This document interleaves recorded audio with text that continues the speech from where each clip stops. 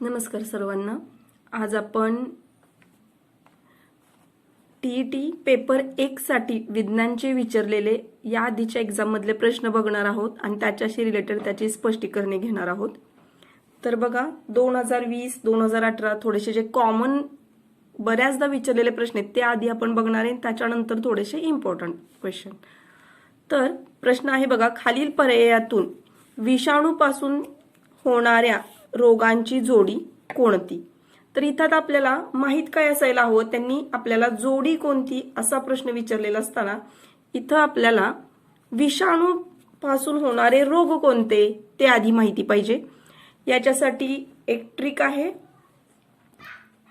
तर विषाणूजन्य रोग कोणते हे ओळखण्यासाठी जीवाणूजन्य आणि विषाणूजन्य असे दोन भाग पडतात. इथं आपल्याला विषाणूजन्य विचारले, याच्या आधी जीवाणूजन्य सुद्धा आजार विचारले होते की जीवाणूंपासून होणारा खालीलपैकी रोग कोणता. तर दोन्हीपैकी एकच लक्षात ठेवायचं. दोन्ही लक्षात ठेवलं तर कन्फ्युजन वाढतंय. फक्त विषाणूजन्य कोणते ते लक्षात ठेवायचे. तर त्याच्यासाठी एक वाक्य आहे, कांदे आपण पोहे म्हणतो त्याला फक्त ए एक्स्ट्रा घ्यायचं, आपल्याला पोहे असं म्हणायचंय. गोड कारे झाले.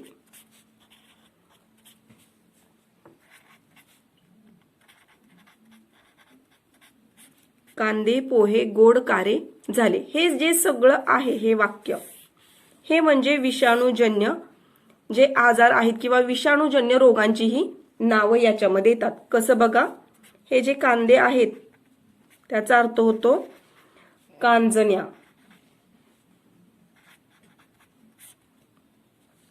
त्याच्यानंतर जे दे आहे याचा अर्थ होतो देवी. त्याच्यानंतर पो म्हणजे पोलिओ.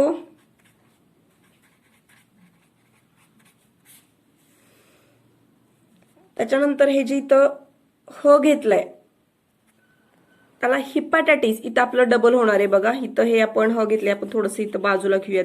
हे आणि हे का, या दोन्हीचा अर्थ एकच होतो, कारण ह म्हणजे इथं हिपॅटायटिस आपण म्हणणार आहे. आणि क म्हणजे कावीळ. तर या दोन्हीचं नाव एकच आहे. हिपॅटायटिस म्हणजेच कावीळ आहे. तर त्याच्यानंतर इन्फ्लुएन्झा.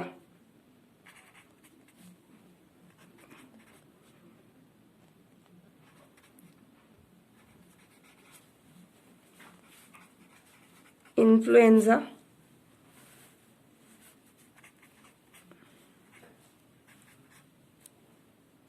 एड्स. त्याच्यानंतर आहे बघा एड्स नंतर इथं गो आलं. गोला इथं आपण म्हणणार आहे गोवर. त्याच्यानंतर ड आहे डेंग्यू. ड नंतर इथं का आपण घेतलंय बघा. का म्हणजे कावीळ म्हणायचे. हिपॅटायटिस आणि कावीळ दोन्हीचा अर्थ एकच होतो. आणि त्याच्यानंतर आहे रे. तर रे म्हणजे रेबीज.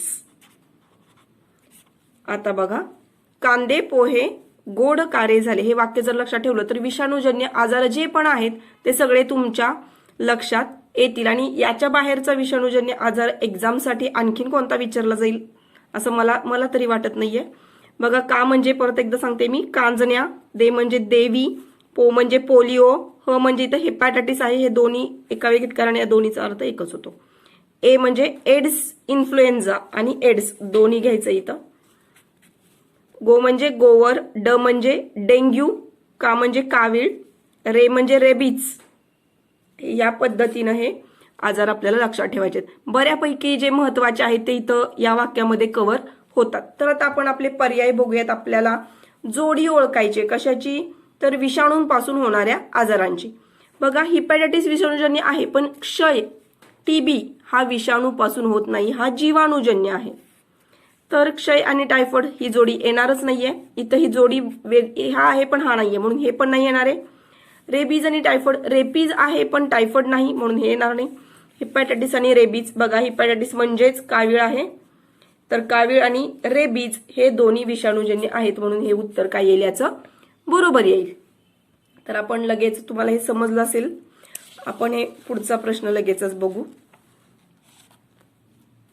तर इथं 2 नंबरचा प्रश्न आहे बघा, प्रकाशाच्या अपवर्तनाशी संबंधित नैसर्गिक घटना खालीलपैकी कोणती? तर इथं हा जो प्रश्न आहे बऱ्याचदा अपवर्तनच विचारलेलं आहे. त्याच्यानंतर याच्यामधल्या ज्या कन्सेप्ट येतात परावर्तन, अपवर्तन, या 2 आधी समजल्या पाहिजेत. त्याच्यानंतर तुम्हाला आणखीन याच्यामध्ये कन्सेप्ट येतात, पण त्या आपण नंतर हळूहळू पुढच्या व्हिडिओमध्ये कंप्लीट करू. आता आपण 2 कन्सेप्ट बघूयात, परावर्तन आणि अपवर्तन काय आहे, आणि त्याच्यानंतर हे पर्यायांचा आपण विचार करू.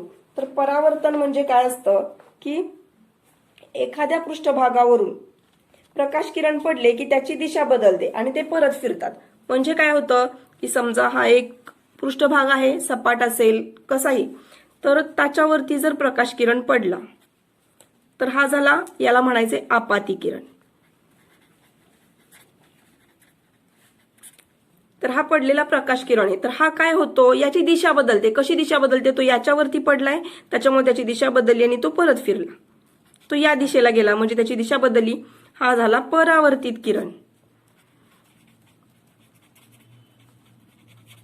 परावर्तित किरण.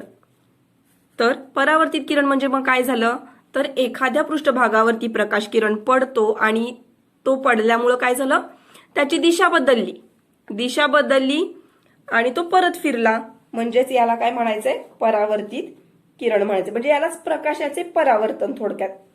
आणि ही जी कन्सेप्ट आहे अपवर्तन मध्ये काय समजून घ्यायचंय बघा, की अपवर्तन म्हणजे असं आहे की ज्यावेळी प्रकाश किरणाचं माध्यम बदलत आहे, की एक काल्पनिक स्तंभिका आहे ही, की हाच आपाती किरण बघा इथं आलाय, असंच सेम आपण घेऊयात, हा आपाती किरण आहे.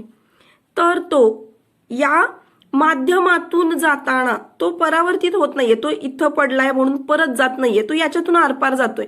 की एखाद्या पारदर्शक माध्यमातून जाताना आपाती किरण काय करतोय, माध्यम बदलतोय, आणि माध्यम बदलताना ही जी स्तंभिका आहे, जी काल्पनिक स्तंभिका आपण काढली आहे, एकतर तो त्याच्या जवळ जातो किंवा त्याच्या लांब जातो. हे जे आहे यालाच काय म्हणायचे, प्रकाशाचे अपवर्तन असं आपल्याला म्हणायचे.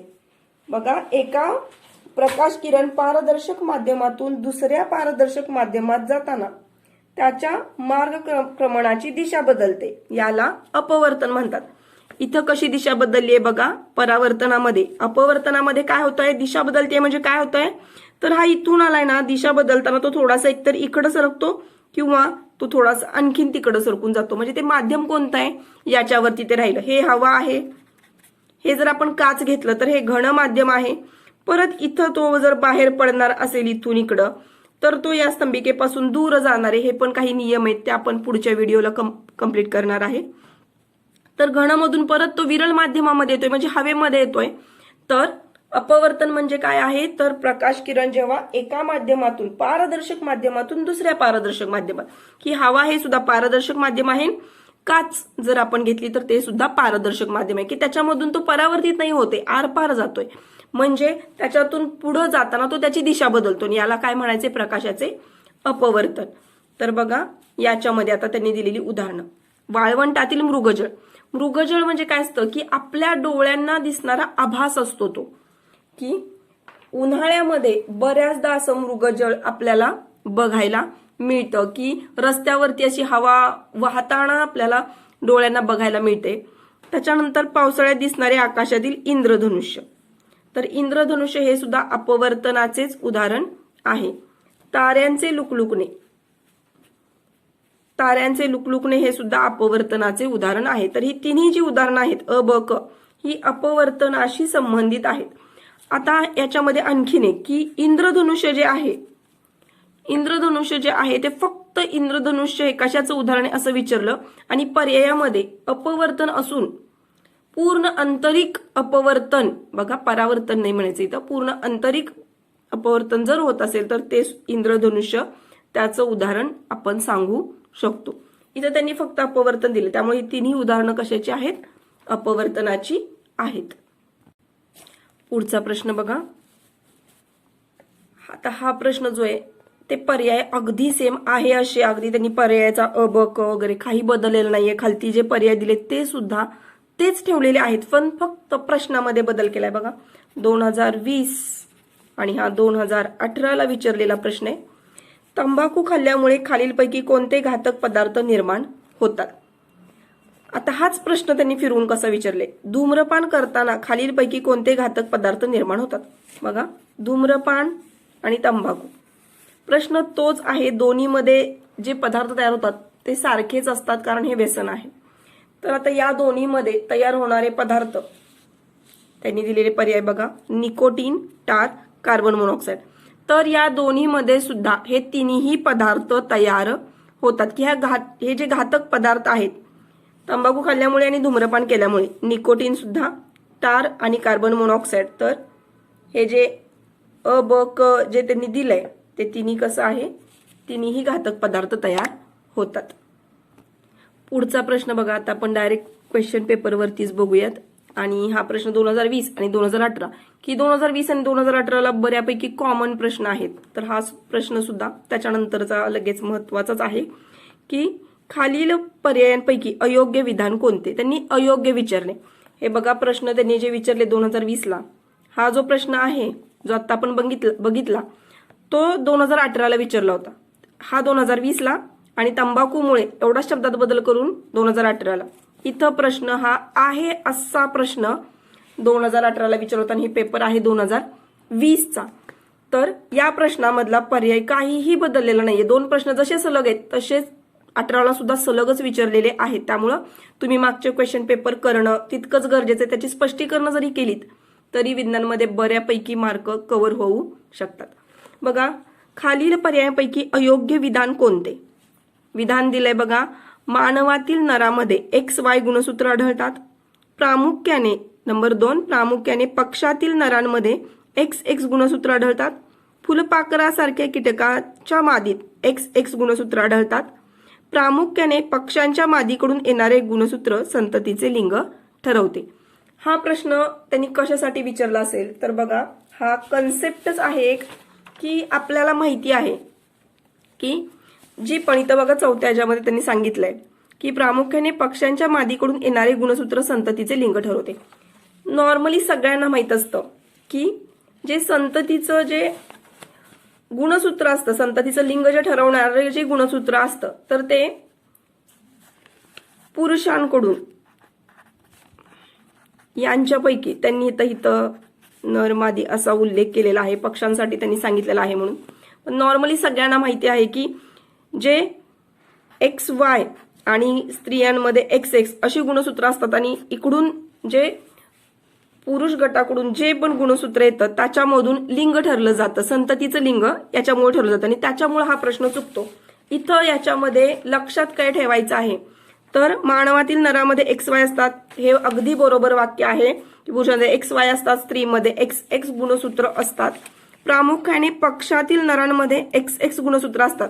तर पक्षांमध्ये हा फरक आहे की पक्षांमधील नरांमध्ये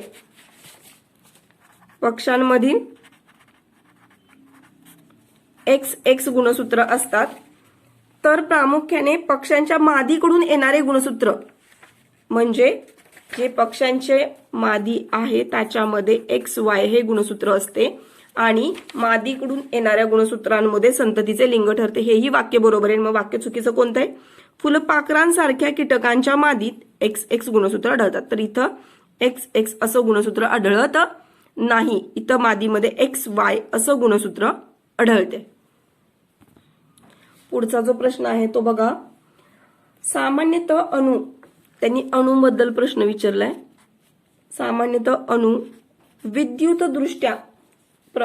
प्रभारदृष्ट्या उदासीन असतो. विद्युत प्रभारदृष्ट्या उदासीन असतो. विद्युत प्रभारदृष्ट्या उदासीन असतो. तर याच्यामध्ये त्यांनी पर्याय काय दिलेत बघा. पहिला पर्याय दिलाय त्यांनी P म्हणजे प्रोटॉन आहे, प्रोटॉन लेस दॅन इलेक्ट्रॉन. 2 नंबरचा पर्याय दिलाय त्यांनी न्यूट्रॉन ग्रेटर दॅन इलेक्ट्रॉन. 3 नंबरचा पर्याय दिलाय neutron is equal two electron आणि 4 नंबरचा पर्याय दिलाय proton is equal two electron. तर अणू हा विद्युत प्रभारदृष्ट्या उदासीन असतो हे वाक्य बरोबर आहे. तो उदासीन असतो. तर हा कोणताही एक अणू जर तुम्ही घेतलात, कोणताही एक अणू घ्या, तर अणूमध्ये अणूचं जे केंद्रक आहे, हे अणूचं केंद्रक आहे, त्या केंद्रकामध्ये प्रोटॉन आणि न्यूट्रॉन असतात. प्रोटॉनवरती हे जे प्रोटॉन आहेत ते धन प्रभारित असतात, की proton is a positively charged atom. त्याच्यानंतर जे इलेक्ट्रॉन आहेत ते ऋण प्रभारित असतात. Electron is a negatively charged particle, की proton is a positively charged particle आणि electron is a negatively charged particle. समजून काय घ्यायचंय बघा, जे प्रोटॉन असतात, प्रोटॉन आणि याच्यामध्ये बाहेर फिरणारे जे रिव्हॉल्व्स होतात ऑर्बिट्समध्ये ते इलेक्ट्रॉन. प्रोटॉन आणि इलेक्ट्रॉनचे नंबर कसे असतात, इक्वल असतात. आणि जो न्यूट्रॉन आहे त्याच्यावरती कोणताही चार्ज नसतो, ना पॉझिटिव्ह ना निगेटिव्ह. त्यामुळे हा जो अणू आहे हा विद्युतदृष्ट्या उदासीन असतो.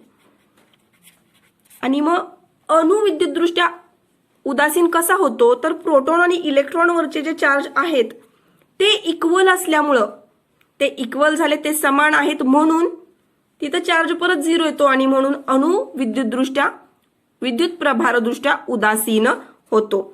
न्यूट्रॉन बघा, कोणत्याही एका अणूमध्ये, कोणत्याही एका ॲटममध्ये 3 पार्टिकल्स येतात, proton, electron and neutron. Proton is a positively charge particle, electron is a negatively charge particle and neutron is a neutral. Neutron हा न्यूट्रल असतो. आणि प्रोटॉन आणि इलेक्ट्रॉनचे जे नंबर आहेत, number of proton is equal to number of electron, आणि म्हणून अणू कसा असतो, विद्युत प्रभारदृष्ट्या उदासीन असतो. म्हणून त्याचं उत्तर हे येईल, प्रोटॉन आणि इलेक्ट्रॉनचे नंबर इक्वल असतात. ठीक आहे, तर आज आपण इथं थांबतोय. जे काही महत्त्वाचे प्रश्न असतील ते आपण पुढच्या व्हिडिओमध्ये कंप्लीट करू. धन्यवाद.